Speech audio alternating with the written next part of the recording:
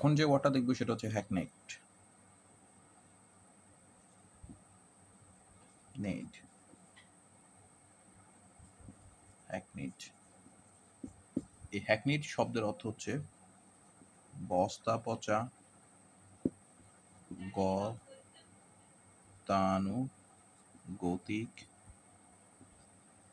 অতিরিক্ত ব্যবহারের ফলে আকর্ষণ হারানো।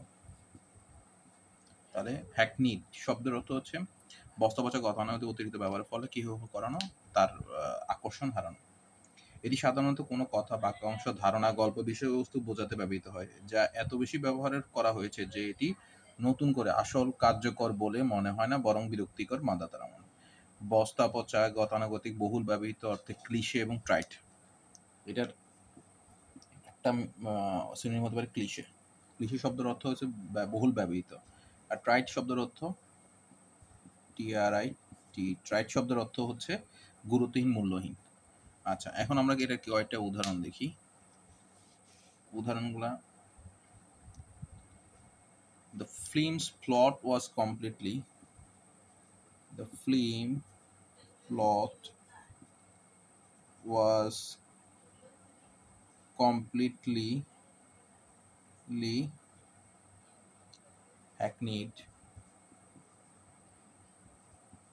hackneyed. I knew exactly what would happen in the end. Acha, the film plot was completely hackneyed. I knew exactly what happened in the end. বস্তা পচা, গতানুগতিক, অতিরিক্ত ব্যবহারের ফলে আকর্ষণ হারানো, হ্যাকনিড। আচ্ছা, আরেকটা উদাহরণ দেওয়া যেতে পারে, the politician repeated the same hackneyed slogans from his last campaign.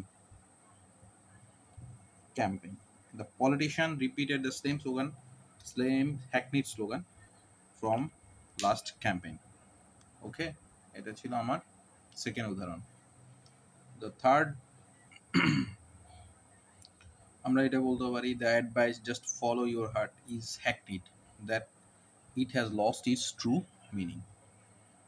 So hackneyed মানে হচ্ছে বস্তা পচা, বারবার ব্যবহারের ফলে যদি তার আকর্ষণ হারিয়ে ফেলে, সেটা হচ্ছে কি হ্যাকনিড অতি ব্যবহারযোগ্য বা সেকেলে। ধন্যবাদ।